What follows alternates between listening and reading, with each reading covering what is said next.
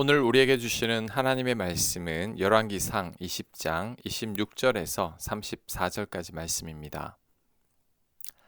해가 바뀌니 베나닷이 아람 사람을 소집하고 아벡으로 올라와서 이스라엘과 싸우려 하매 이스라엘 자손도 소집되어 군량을 받고 마주 나가서 그들 앞에 진영을 치니 이스라엘 자손은 두 무리의 적은 염소 떼와 같고 아람 사람은 그 땅에 가득하였더라. 그때에 하나님의 사람이 이스라엘 왕에게 나와 말하여 이르되 여호와의 말씀에 아람 사람이 말하기를 여호와는 산의 신이요 골짜기의 신은 아니라 하는도다. 그러므로 내가 이 큰 군대를 다 네 손에 넘기리니 너희는 내가 여호와인 줄을 알리라 하셨나이다 하니라. 진영이 서로 대치한 지 7일이라. 일곱째 날에 접전하여 이스라엘 자손이 하루에 아람 보병 10만 명을 죽이매 그 남은 자는 아벡으로 도망하여 성읍으로 들어갔더니 그 성벽이 그 남은 자 2만 7천 명 위에 무너지고 베나닷은 도망하여 성읍에 이르러 골방으로 들어가니라. 그의 신하들이 그에게 말하되 우리가 들은즉 이스라엘 집의 왕들은 인자한 왕이라 하니 만일 우리가 굵은 배로 허리를 동이고 테두리를 머리에 쓰고 이스라엘의 왕에게로 나아가면 그가 혹시 왕의 생명을 살리리이다 하고 그들이 굵은 배로 허리를 동이고 테두리를 머리에 쓰고 이스라엘의 왕에게 이르러 이르되 왕의 종 베나닷이 청하기를 내 생명을 살려 주옵소서 하더이다. 아합이 이르되 그가 아직도 살아 있느냐? 그는 내 형제이니라. 그 사람들이 좋은 징조로 여기고 그 말을 얼른 받아 대답하여 이르되 베나닷은 왕의 형제니이다. 왕이 이르되 너희는 가서 그를 인도하여 오라. 베나닷이 이에 왕에게 나오니 왕이 그를 병거에 올린지라. 베나닷이 왕께 아뢰되 내 아버지께서 당신의 아버지에게서 빼앗은 모든 성읍을 내가 돌려보내리이다. 또 내 아버지께서 사마리아에서 만든 것 같이 당신도 다메섹에서 당신을 위하여 거리를 만드소서. 아합이 이르되 내가 이 조약으로 인해 당신을 놓으리라 하고 이에 더불어 조약을 맺고 그를 놓았더라. 아멘. 어제 본문에서 전쟁에서 패했던 아람 군대가 해가 바뀌고 다시 쳐들어왔습니다. 이들이 다시 쳐들어온 이유는 하나님은 산의 신이기 때문에 산이 아닌 곳에서 전쟁을 하면 이길 수 있다고 자만했기 때문입니다. 그래서 많은 병력을 이끌고 쳐들어왔습니다. 이들이 이끌고 온 군대는 온 땅에 가득했다고 합니다. 반면에 이스라엘 군대는 두 무리의 적은 염소떼 같았다고 합니다. 병력의 차이가 너무나도 많이 나고 있죠. 그런데 이때 하나님께서 선지자를 보내서 이번 전쟁도 승리할 것이라고 말씀해 주셨습니다. 하나님께서 전쟁에서 승리할 수 있도록 도와주시겠다는 거죠. 결국 전쟁을 했을 때 이스라엘이 대승을 거뒀습니다. 아람 군대가 하루에 보병 10만 명이 죽었습니다. 도망가던 군사들이 아벡으로 도망하여 성읍에 들어갔는데 이때 성벽이 무너져 2만 7천 명이 죽었습니다.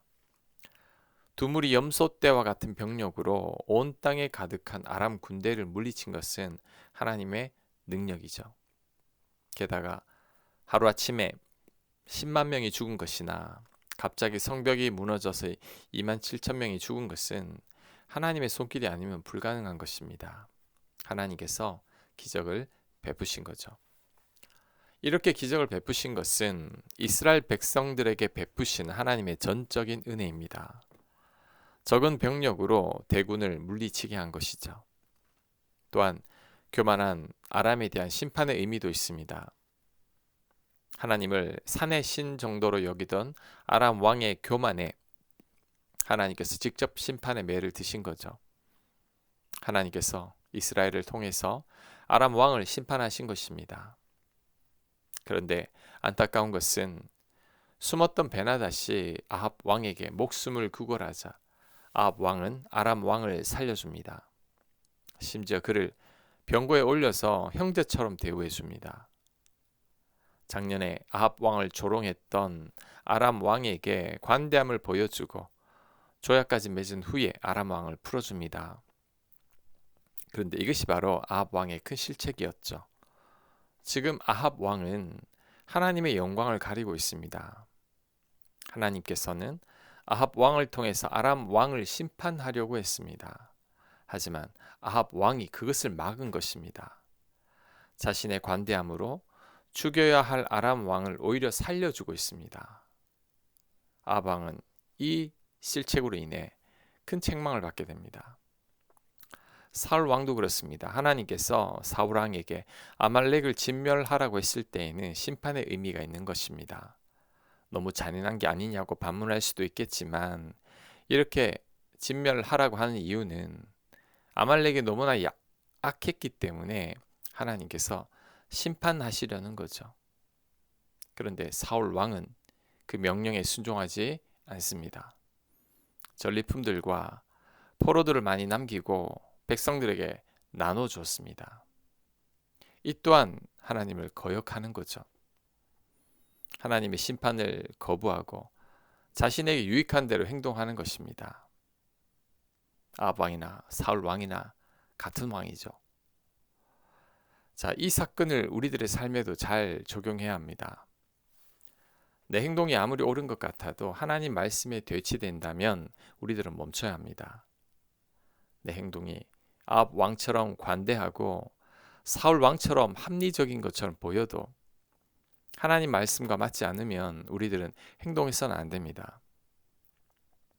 어떤 분이 이런 질문을 한 적이 있습니다. 헌금하기 위해 돈을 훔쳐도 됩니까? 성경을 읽고 싶은데 성경 살 돈이 없으니 성경을 훔쳐도 됩니까? 둘 다 안 됩니다. 헌금을 하고 성경을 읽는 것은 좋아 보이지만 돈을 훔치고 성경을 훔치는 것은 안 됩니다. 하나님의 뜻이 아닙니다. 신앙생활 열심히 하는 분들 중에서 뒤에서 타인을 비방하는 분들이 꽤 많습니다.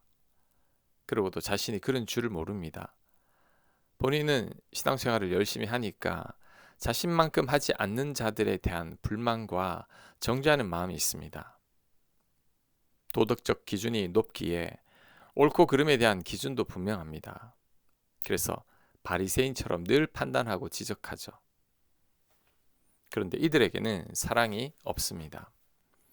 가장 중요하고 큰 계명인 사랑이 전혀 없습니다. 그런데도 자신들은 신앙생활을 잘하고 있다고 착각하며 살아가는 거죠. 그래서 예수님도 이런 바리새인들을 가장 많이 책망한 것입니다. 내가 아무리 옳은 것 같아도 하나님 말씀과 상반된다면 우리는 멈춰야 합니다. 남들을 판단하거나 비난하려는 마음이 들 때 내 안에 사랑이 없다면 이 또한 멈춰야 합니다. 둘 다 하나님의 뜻이 아닙니다. 우리는 아합 왕과 같은 실수를 범해서는 안 됩니다. 하나님 뜻에 반해서 자기의 의를 드러내거나 자신의 관용을 자랑해서는 안 됩니다. 자신은 영광 받을지 몰라도 하나님을 거역하는 것입니다. 하나님께서 절대 기뻐하지 않으십니다. 우리는 이 사실을 꼭 명심해야 합니다. 아멘. 묵상과 적용 질문입니다. 내가 옳은 것 같지만 하나님 말씀과 반대되는 경우는 없었는지 생각해 보시기 바랍니다. 내가 누군가를 판단하거나 정죄할 때 내 안에 사랑은 있는지 점검해 보시기 바랍니다. 하나님 영광이라 생각했지만 내 영광이었던 경우는 없었는지 반성해 보시기 바랍니다. 기도합니다. 하나님 뜻을 앞세우게 하옵소서. 내 생각과 내 의는 사라지고 하나님만 드러나게 하여 주시옵소서. 예수님 이름으로 기도합니다. 아멘.